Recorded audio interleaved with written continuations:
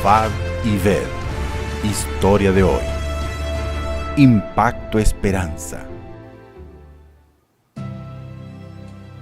Aquel domingo por la mañana, Diego Gabriel Tocona, de Córdoba, Argentina, sale de su casa muy preocupado con un juicio militar en el que está involucrado juntamente con 5 compañeros de trabajo. No sé qué culpa tengo yo. Sin saber qué hacer, Diego se hunde aún más en el alcohol. Aunque vivía con su familia, su matrimonio estaba arruinado y su esposa ya no tenía esperanza.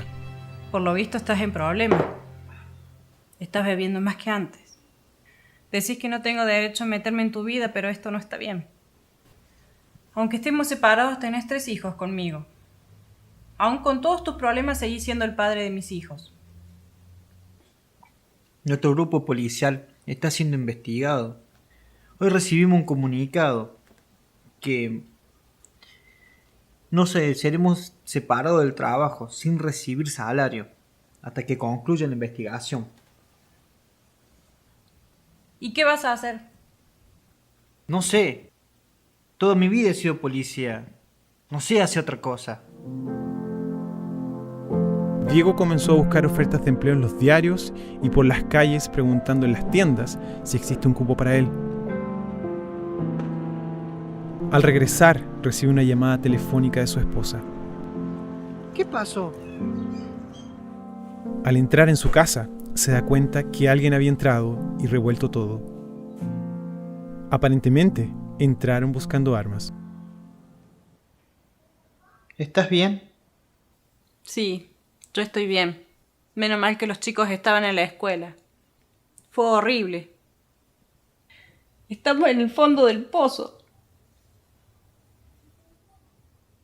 No tenemos a dónde ir. Solo nos queda buscar una iglesia. Te he estado hablando de esto hace mucho tiempo. Nunca quisiste saber nada de la iglesia ni tampoco nos permitiste tener una religión. ¿Conseguiste trabajo? Sí. Voy a limpiar la basura del camping y a limpiar los baños.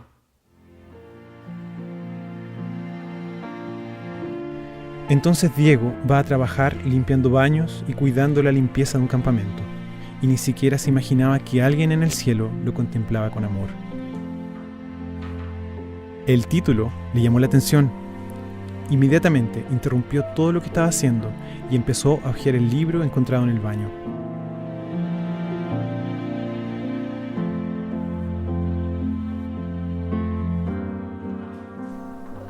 Al llegar a casa, estaba ansioso por contarle a su esposa lo que había sucedido.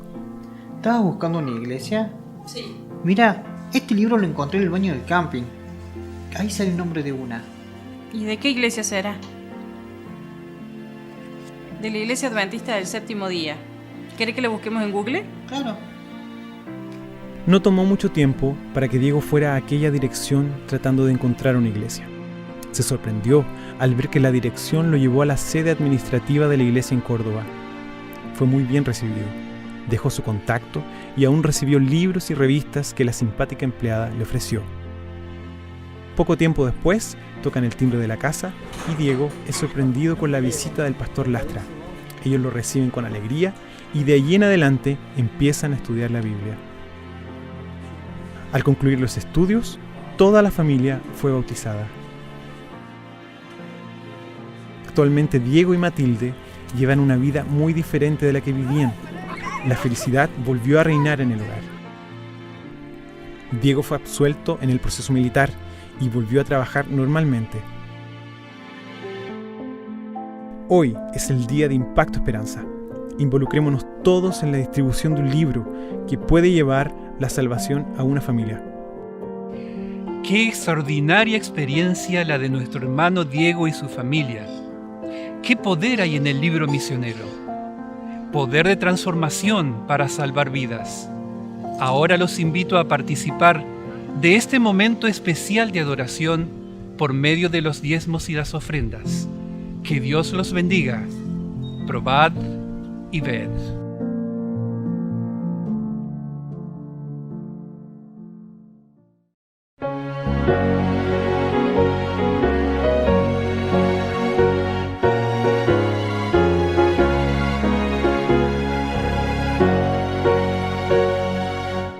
Suenen las palabras del buen Salvador, oh traedme el diezmo al granero.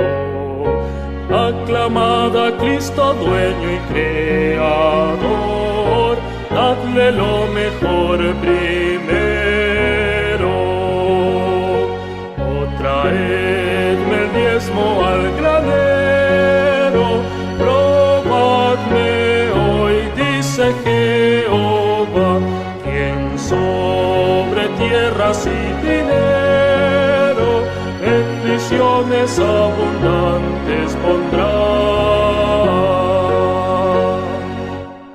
Cristo nuevamente vuelve a decir, con el diezmo y liberal ofrenda, muchos el mensaje hoy podrán oír y hallarán la santa senda. Oh, traedme el diezmo al granero, probadme hoy, dice Jehová, quien sobre tierras y dinero bendiciones abundantes pondrá. Dad a Dios mejor y más completo don, vuestra vida entera y vuestra hacienda. Entregad a Cristo hoy el corazón, que es la más preciosa ofrenda. Oh, traedme el diezmo al granero, probadme hoy, dice Jehová, quien sobre tierras y dinero bendiciones abundantes pondrá.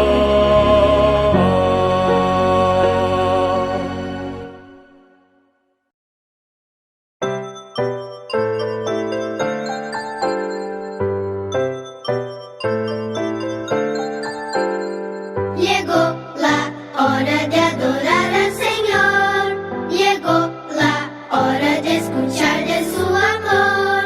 Lindas historias nos van a enseñar a siempre en Dios confiar.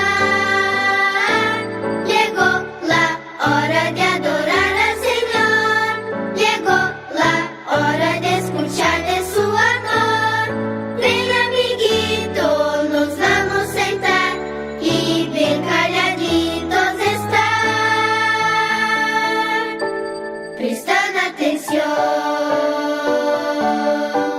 en adoración.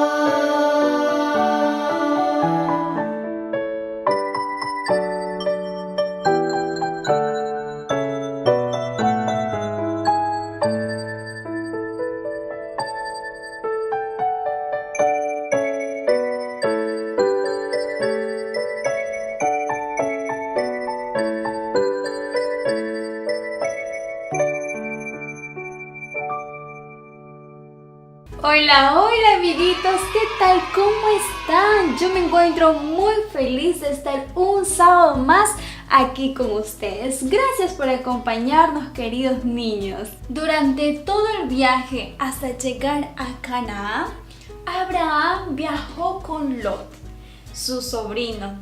Lot también se enriqueció y tuvo muchas ovejas y muchos animales. Niños, después de que ya estaban viviendo en el lugar que Dios había elegido para Abraham, sucedió un pequeño problemita. ¿Saben? Los pastores que cuidaban los rebaños de los animales comenzaron a pelear porque creían que ya no alcanzaba el pasto para que puedan alimentarse. A Abraham no le gustó nada la situación, así que tomó una decisión, que ambos no podían seguir viviendo juntos en el mismo lugar. Uno de ellos tendría que ir hacia un lado y el otro hacia el otro. Abraham llamó a Lot y le dijo: no quiero ver estas peleas entre nuestros pastores, así que tenemos que separarnos. Tú puedes elegir primero, le dijo a Abraham, si ir a las tierras de la derecha. Abraham iría a las tierras de la izquierda. Niños, ¿quién era el mayor? ¿Abraham o Lot? ¿Quién había sido invitado por Dios a vivir a una tierra mejor? ¡Claro! ¡Abraham! Niños, vamos a pensar un ratito. Si tú estás en un consultorio, estás sentadito y todos los asientos están llenos y llega un anciano, ¿tú le cederías el asiento? ¿Verdad que sí? En escuela, en casa, nos enseñan que nosotros, los jóvenes, debemos respetar y dar preferencia a los mayores. ¿Será que Lot fue amable con Abraham? ¿Verdad que no? No fue nada educado. Aunque fuera rico por vivir con Abraham, no demostró gratitud. Miró bien hacia un lado, luego miró hacia el otro lado y su corazón latió muy fuerte y pensó, si mi tío me está dando la oportunidad, entonces voy a elegir lo mejor. Y eligió unas lindas tierras donde había mucha agua, habían muchos pastos para sus animales, habían árboles. La ciudad era muy bonita. Eligió lo mejor. Abraham hizo lo que había prometido. Se fue hacia el otro lugar, que no era lindo, pero no se enojó ni se entristeció. No era egoísta, él era amigo de Dios. Lot creyó que había elegido lo mejor y estaba engañado. Fue a vivir donde las ciudades lindas y ricas, pero allí no amaban a Jesús. Después de algún tiempo, Lot tenía que huir de ahí con su familia para no morir. Y Abraham siguió sirviendo y amando a Dios. Y era conocido como un poderoso príncipe, jefe sabio, capaz y bondadoso, rico en fe, noble en generosidad, fuerte en obediencia y humilde en su vida. Era apreciado por los pueblos vecinos, pues era amigo de Dios. Niños, recuerden siempre, ser bondadosos con los demás es una regla divina. Está en la Biblia en Efesios 4:32. Sed benignos unos con otros. Vamos a repetir el versículo bíblico. Se encuentra en Salmos 119:105. Dice así: lámpara es a mis pies tu palabra y lumbrera a mi camino. Vamos a orar. Querido Padre Celestial, ayúdanos a ser bondadosos como Abraham y que tu Espíritu Santo pueda morar en nuestro corazón para no ser egoístas como Lot. Ayúdanos a hacer siempre lo correcto. En el nombre de Jesús, amén. Muy bien, queridos niños, que el Señor les bendiga y conmigo será hasta la próxima. Chao, chao.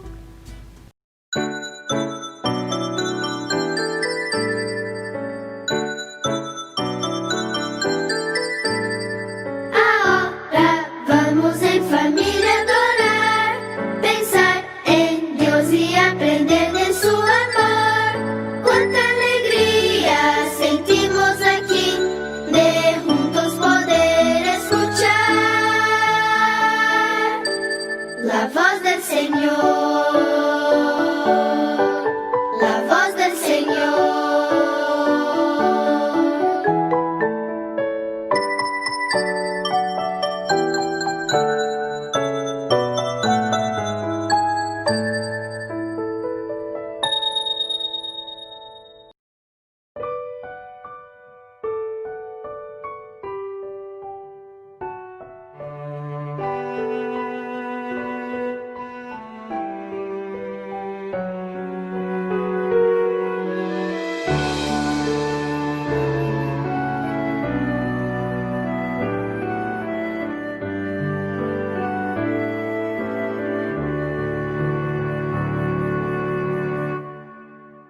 Como el ciervo clama por las aguas, mi alma anhela a Dios.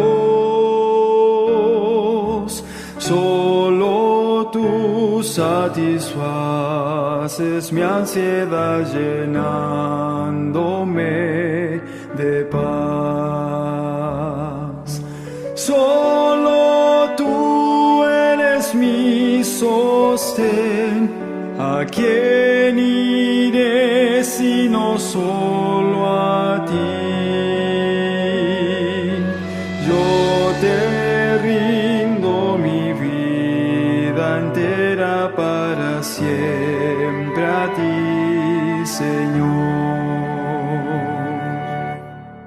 Cristo, tú eres mi amigo y mi hermano, aunque eres rey también. Yo te amo por sobre todo y te alabo, mi Señor. Solo tú eres mi sostén. ¿A quién iré sino solo a ti? Yo te rindo mi vida entera para siempre a ti, Señor. Más que al oro te anhelo a ti, pues solo tú me podrás saciar. Solo tú eres mi alegría, la razón de mi existir. Solo tú eres mi sostén. ¿A quién iré sino solo a ti? Yo te rindo mi vida entera para siempre a ti, Señor.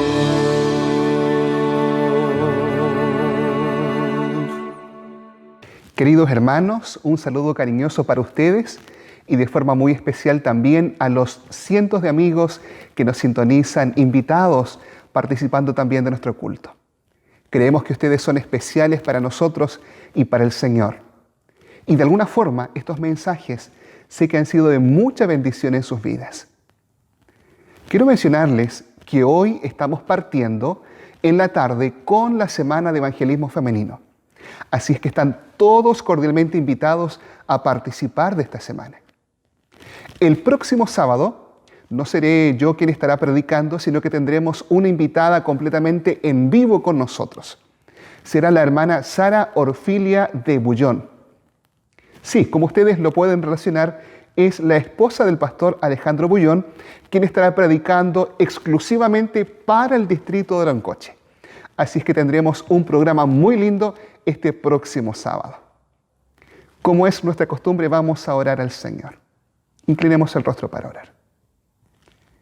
Querido Dios y Padre Celestial, agradecemos por este lindo sábado que nos permite vivir, porque podemos adorarle y también porque tenemos su palabra para estudiarla. Querido Dios, háblenos una vez más al corazón, a nuestra mente, a nuestra vida. Indíquenos qué cosas debemos hacer diferentes y denos el poder para hacer las cosas que usted espera que hagamos, Señor. Bendiga de forma muy especial a los amigos y hermanos que están en casa. Lo pedimos en el nombre de Jesús. Amén. ¿Tiene su Biblia? ¿Tiene su espada? Tome su Biblia, por favor, y ábrala junto conmigo en el libro de Apocalipsis. Apocalipsis capítulo 3, verso 21. Apocalipsis 3, 21. Este va a ser nuestro texto central. Dice así: al vencedor le concederé que se siente conmigo en mi trono, así como yo he vencido y me he sentado con mi Padre en su trono.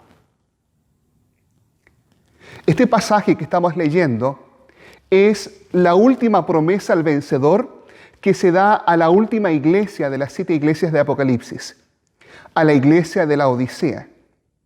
Iglesia que creemos que simboliza y representa al cristianismo y a la iglesia de este tiempo, a la iglesia que vive justo en los días previos a la venida de Cristo. Y el Señor hace una promesa al vencedor y nos anima a vencer así como Él venció. ¿Se imagina que podamos vencer como Jesús venció? Ser victoriosos sobre el pecado, sobre el mal, así como lo fue nuestro amado Salvador Jesús. Creo que es una idea impresionante y emocionante. Pero debemos hacer la pregunta: ¿cómo fue que Jesús vivió? ¿Cómo fue que Él venció? Frente a esta pregunta, dentro del mundo cristiano hay 2 grandes posturas. Porque no solamente tiene que ver con lo que Jesús hizo, sino con quién Jesús fue y cómo fue que Él vino a la tierra. Hay algunos cristianos que dicen que cuando Cristo vino acá a la tierra, físicamente era como nosotros. Es decir, no tenía la altura ni la fortaleza física de Adán recién salido de las manos del Creador. Era como nosotros y tenía tendencias pecaminosas como nosotros, dicen algunos. Otros dicen no. Realmente el Señor Jesús era como nosotros físicamente, pero moralmente era como Adán en el sentido de que Él no tenía ninguna tendencia o inclinación natural al pecado como la tenemos nosotros desde que nacemos. Y hay una gran controversia. Sin embargo, creo que es importante dilucidar este problema porque la percepción que tengamos de Cristo también nos ayudará a percibir cómo nosotros podemos vencer. Quiero leer una cita de la sierva de Dios del libro Deseado de toda la gente, página 92, que dice: durante 4000 años, la familia humana había estado perdiendo fuerza física y mental, así como valor moral. Y Cristo tomó sobre sí las flaquezas de la humanidad degenerada. Únicamente así podía rescatar al hombre de las profundidades de su degradación. A la luz de esta cita, podemos entender que hay varios aspectos del Señor Jesús. Su naturaleza espiritual, su naturaleza física, sus facultades mentales y su valor moral o la capacidad de resistir el mal. Lo que diríamos hoy día como la columna vertebral, ¿verdad? Sobre la naturaleza física, la mensajera de Dios dice que Él tomó la naturaleza física con la fuerza perdida, es decir, no tenía la fortaleza de Adán, era como cualquier ser humano. Respecto a su facultad mental, la capacidad de recordar cosas tal vez no era tan grande como la de Adán. Sobre su valor moral o resistencia al pecado, ella dice que incluso también así como el valor moral nuestro, es decir, tenía la misma capacidad de resistir que nosotros. Pero ¿qué podemos decir sobre el aspecto espiritual? ¿Tenía Cristo nuestra tendencia natural o inclinación hacia el pecado? En el aspecto espiritual podemos afirmar que hay algunas diferencias entre Jesús y nosotros. ¿Por qué? Vayamos a 1 Corintios capítulo 15, verso 45. 1 Corintios capítulo 15, verso 45. Así también está escrito: fue hecho el primer hombre, Adán, alma viviente, y el postrer Adán, espíritu que da vida. Cuando el apóstol Pablo está hablando del Señor Jesús, le llama el postrer o segundo Adán. En otras palabras, el primer Adán es un símbolo de Cristo, el segundo Adán. Con esta similitud, tenemos varios elementos que nos ayudan a comprender cómo realmente vino Jesús, si Él tenía tendencia al pecado o no. Por ejemplo, respecto al primer Adán, es el ser humano que no nació producto de la concepción entre un hombre y una mujer. Él fue creado. Respecto de Cristo, que es el segundo Adán, dice Hebreos capítulo 10, verso 5, que Dios le preparó un cuerpo. Porque aun cuando el Señor Jesús nació de una madre como nosotros, su concepción no fue producto de intervención de un varón con una mujer. Dice Hebreos capítulo 10, verso 5, por lo cual entrando en el mundo dice, sacrificio y ofrenda no quisiste, mas me diste un cuerpo o me preparaste un cuerpo, dicen otras versiones. El Señor le preparó un cuerpo. Así como el primer Adán no vino a existir producto de la unión entre un hombre y una mujer, Cristo, el segundo Adán, tampoco vino a existir producto de la relación entre un hombre y una mujer, sino que el Señor le preparó un cuerpo. La Biblia dice de Adán que era perfecto, porque Génesis 1:31 dice que todo era bueno en gran manera. Y Lucas capítulo 1, verso 35, hablando del Señor Jesús en el vientre de su madre María, dice así, Lucas capítulo 1, versículo 35. Respondiendo el ángel le dijo, el Espíritu Santo vendrá sobre ti y el poder del Altísimo te cubrirá con su sombra, por lo cual también el santo ser que va a nacer será llamado Hijo de Dios. Cristo, aún en el vientre de María, es llamado santo ser. Es decir, hay una diferencia entre nosotros, porque el salmista dice que los impíos se apartaron desde la matriz del Señor. Pero Cristo en el vientre de su madre se le llama santo ser, igual que Adán. Filipenses 2:7 dice que fue hecho semejante a los hombres, no igual a los hombres. Y Romanos capítulo 8, verso 30, nos presenta otra verdad. Romanos 8:30 dice así, Romanos 8:3, lo que era imposible para la ley, por cuanto era débil por la carne, Dios enviando a su Hijo en semejanza de carne de pecado. ¿Cómo dice que vino? En semejanza de carne de pecado, porque Cristo no tomó carne de pecado. Respecto a Jesús podemos decir que no solamente Él no cometió pecado, sino que Él no tenía pecado. Porque en Juan 14:30, Él dijo así, Juan capítulo 14, verso 30. No hablaré ya mucho con vosotros porque viene el príncipe de este mundo y Él nada tiene en mí. Es decir, cuando Cristo viene, Él físicamente era como nosotros, pero en su vida no había tendencia hacia el pecado. Si podemos decirlo de otra forma, Cristo no poseía una naturaleza corrupta o pecaminosa como nosotros.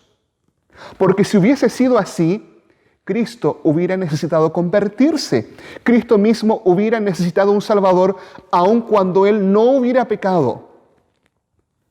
¿Por qué se habla de que nosotros necesitamos convertirnos? Se habla de un nuevo nacimiento, porque hay algo errado en nuestro primer nacimiento. La mensajera del Señor dice así en el comentario bíblico tomo 5, comentarios de Ellen White, página 1103. Sea usted cuidadoso, sumamente cuidadoso en la forma en que se refiere a la naturaleza de Cristo. No lo presente ante la gente como un hombre con propensión al pecado. Él es el segundo Adán. Cristo no tenía propensión al pecado. El primer Adán fue creado como un ser puro y sin pecado, sin mancha de pecado en él. Era la imagen de Dios. Podría caer y cayó por la transgresión. Por causa del pecado, su descendencia nació con la inclinación a la desobediencia. Pero Jesucristo era el unigénito Hijo de Dios. Tomó sobre sí la naturaleza humana y fue tentado en todo sentido como es tentada la naturaleza humana. Podría haber pecado, podría haber caído, pero en ningún momento hubo en él tendencia alguna hacia el mal.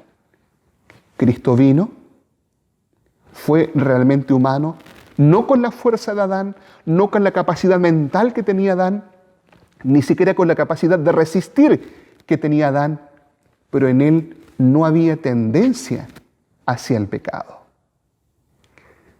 Entonces podrá decir alguien, pastor, si Cristo no tenía la naturaleza pecaminosa como nosotros la tenemos, para Él era más fácil. ¿Y cómo Él nos puede decir que venzamos como Él venció si aparentemente habían algunas ventajas que Él tenía? Hermanos, tal vez no podremos ser como Cristo, igual como Él, pero sí podremos vencer como Él venció. No podremos ser lo que Cristo era, pero podremos vencer como Cristo venció. ¿Cómo Cristo venció? ¿Cuáles fueron sus luchas? El apóstol Pablo dice que Él fue tentado en todo según nuestra semejanza, pero sin pecado. Él fue tentado como nosotros y podría haber caído, dice la sierva de Dios, así como Adán, aunque era perfecto, también cayó. ¿Cómo fue tentado Jesús? Vayamos a Mateo capítulo 4. Mateo capítulo 4. Verso 1 al 4. Mateo capítulo 4, verso 1 al 4. La palabra de Dios dice así. Entonces Jesús fue llevado por el Espíritu al desierto para ser tentado por el diablo. Después de haber ayunado 40 días y 40 noches, sintió hambre. Se le acercó el tentador y le dijo, si eres hijo de Dios, di que estas piedras se conviertan en pan. Querido hermano, yo he sido tentado muchas veces, al igual que usted, pero nunca me he visto en la tentación de convertir una piedra en pan. No sé si usted. ¿Por qué razón? Porque usted y yo no tenemos el poder ni la capacidad de transformar una piedra en pan. Y llama la atención que aunque entendemos que el Señor fue tentado en todo punto según nuestra semejanza y fue sin pecado, la Biblia, cuando registra las tentaciones de Cristo, registra estas tentaciones que son un poco extrañas y diferentes a nosotros. Con esto no estoy diciendo que el Señor no fuera tentado en otros aspectos, pero el evangelista registra esta, que fue una de las mayores tentaciones de Cristo. ¿Por qué razón?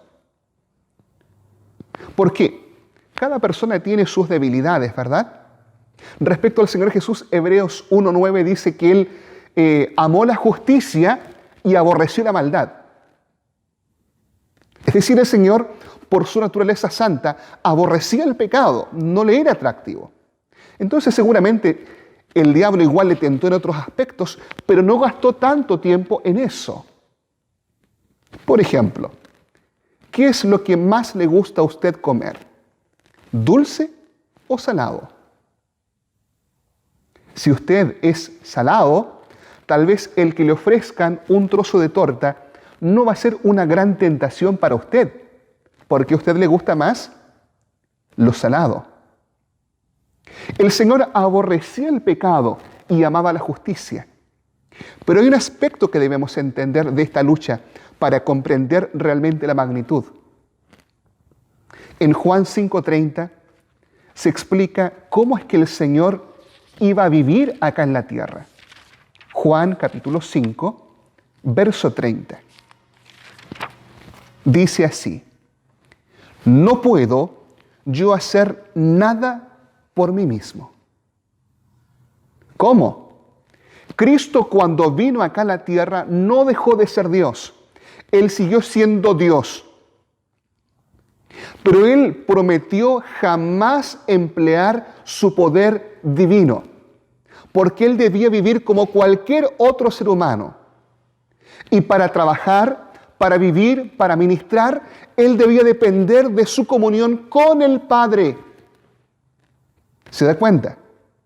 Entonces la tentación en Mateo, la tentación que se presenta es que el diablo está animando a Cristo a que no dependa del Padre y utilice su propio poder para convertir estas piedras en pan. Y esa es una tentación gigantesca. Teniendo el poder, siendo Dios, Él debe vivir como hombre y debe de alguna forma aguantarse las ganas de convertir esta piedra en pan para comerla. La lucha sutil y la tentación está en que Cristo debe depender del Padre y no depender de sí mismo. Teniendo el poder para hacerlo. ¿No es esa una lucha grande? Y si miramos más profundamente, percibimos que es la gran lucha que tenemos nosotros. Porque el asunto final y definitivo en el pecado y la tentación no es simplemente hacer lo bueno o lo malo, aunque incluye eso. El asunto central es si dependeremos de nuestro esfuerzo o dependeremos constantemente del Señor. Apocalipsis 3:21 dice, así como yo he vencido. ¿Cómo venció a Cristo? Él venció dedicando tiempo a orar. La Biblia dice que siendo muy de mañana, muy oscuro, Él fue al monte a orar solo con su Padre. En la medida en que desconfiemos más de nosotros y confiemos más en nuestro Padre Celestial, podremos ser vencedores. Cristo tenía todo el poder, pero no usó su poder, sino que dependió del poder y de la presencia de su Padre. ¿Qué espera Dios de nosotros? Volvamos a Apocalipsis capítulo 3, versos 17 y 18. Apocalipsis capítulo 3, versos 17 y 18. El Señor con mucho cariño y de forma muy individual nos dice, tú dices, yo soy rico, me he enriquecido y de nada tengo necesidad, pero no sabes que eres desventurado, miserable, pobre, ciego y estás desnudo. Por tanto, yo te aconsejo que compres de mí oro refinado en el fuego para que seas rico y vestiduras blancas para vestirte, para que no se descubra la vergüenza de tu desnudez y unge tus ojos con el colirio para que veas. El Señor cuando describe a los miembros de iglesia hoy día, dice que somos miserables, pobres, ciegos y desnudos. ¿Cuál es la solución y la medicina? Oro refinado en fuego, que representa aquella fe que obra por amor. Colirio, que es el discernimiento que el Espíritu Santo puede dar en la vida de la persona. Y vestiduras blancas. Conocemos estos elementos. Yo me quiero centrar un momento en las vestiduras blancas. ¿Qué representan las vestiduras blancas? Usted y aquellos que llevan mucho tiempo dicen, las ropas blancas representan la justicia de Cristo. Representan la justicia de Cristo, el perdón del Señor, la salvación del Señor. Y es así. Pero cuando nosotros hablamos de la justicia, de las ropas de salvación o de la justicia de Cristo, hablamos de la justicia en dos aspectos. De la justicia imputada, que es el perdón del Señor, un perdón y una justicia que se nos imputa, que se nos agrega de forma gratuita, que es perdón, y justicia impartida, que es no solamente el hecho de que Cristo me declare justo, sino que Él me transforma en una persona justa. Estamos hablando de la transformación del carácter. ¿A cuál aspecto se refiere aquí? Cuando dice que lo que necesitamos es la vestidura de Cristo. Quiero leer lo que dice Joya de los Testimonios, tomo 1, página 479. La vestidura blanca es la pureza del carácter, la justicia de Cristo impartida al pecador. Es a la verdad una vestidura de tejido celestial que puede comprarse únicamente de Cristo para una vida de obediencia voluntaria. Si bien es cierto, el manto de justicia representa e incluye el perdón del Señor, la sierva de Dios aquí lo aplica exclusivamente a la pureza del carácter y a la justicia impartida, que en otras palabras se refiere al cambio de carácter. Lo que estamos necesitando hoy día no es solo depender del perdón del Señor, sino también permitir que Cristo transforme nuestro carácter y nos ayude a vencer, porque estamos hablando de victoria. Quiero leer una segunda cita. La religión de Cristo significa más que el perdón del pecado. Dios quiere perdonarnos, pero Él no solamente quiere que nos quedemos con el perdón. Significa la extirpación de nuestros pecados y el henchimiento del vacío con las gracias del Espíritu Santo. ¿Qué significa? Que el Señor quiere perdonarnos, pero también quiere extirpar el pecado de nuestra vida. ¿Cómo va a ser eso? Es complicado. Aunque nosotros en este mundo no podremos reclamar que somos impecables, porque el que dice que no tiene pecado le hace a él mentiroso, dice Juan, Cristo sí quiere transformar nuestro carácter. Y quiere que podamos ser libres. ¿Hay alguien que está luchando con un vicio amarrado? Dios tiene el poder y quiere librarle. ¿Hay alguien que lucha con defectos terribles de carácter? Dios quiere librarle de eso. No se conforme solo con el perdón, porque Dios también quiere impartir su justicia, quiere transformar su vida, quiere darle la victoria. Quiero leer una última cita inspirada. Nadie diga, no puedo remediar mis defectos de carácter. Si llegáis a esta conclusión, dejaréis de obtener la vida eterna. La imposibilidad reside en vuestra propia voluntad. Si no queréis, no podéis vencer. La verdadera dificultad proviene de la corrupción de un corazón no santificado y de la falta de voluntad para someterse al gobierno de Dios. En otras palabras, cuando Cristo nos ofrece las ropas, esto incluye su perdón.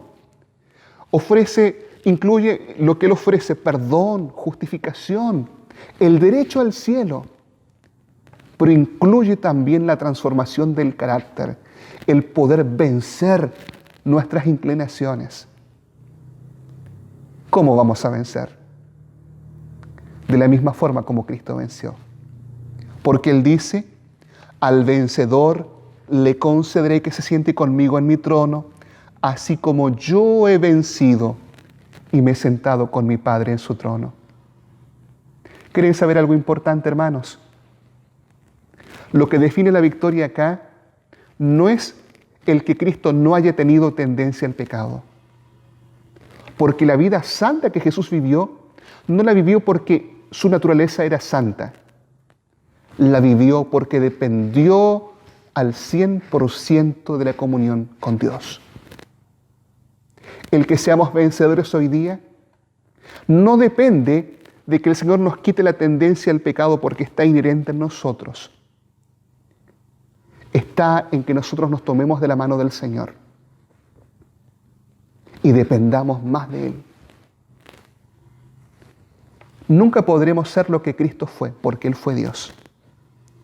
Pero sí podemos vencer como Él venció en este mundo. El poder que estuvo para Cristo también está disponible para nosotros hoy día. Porque creemos que el Señor quiere hacernos vencedores. Porque creemos que Él tiene el poder de perdonarnos y transformarnos para que lleguemos a reflejar su carácter. Es que hoy día debemos consagrarnos enteramente al Señor. Debemos permitir que su Santo Espíritu venga a nuestra vida. Que Él nos dé un nuevo corazón, nuevas inclinaciones y nuevas motivaciones en la vida. Seguramente tú has luchado e incluso puede ser que te sientas hasta un poco falso porque hay luchas en las que estás cayendo. En esta mañana quiero decirte que no te desesperes. Dios ofrece una victoria. Dios ofrece su promesa de que podremos ser vencedores en su nombre. Todo el cielo estará dispuesto a ayudarte. Por eso te invito a que le entregues tu vida a Cristo, a que hoy día dependas más de Él y de esa forma puedas experimentar la dicha de estar sentado junto con Cristo en el trono. ¿Quieres entregar tu vida a Cristo? ¿Quieres prepararte para el cielo? Jesús en la cruz ganó el derecho para que tú y yo vayamos al cielo. Pero Él no solamente quiere darnos el derecho, Él también quiere darnos la idoneidad para el cielo. Quiere que mientras vivamos en este mundo podamos reflejar su carácter. Quiero invitarte a orar. Querido Padre amado, agradecemos por su palabra en esta hora. Gracias, Señor, porque su Hijo vino acá a la tierra y tuvo luchas grandes, muy grandes, tal vez incluso mayor que las de nosotros, sin duda alguna. Y Él venció.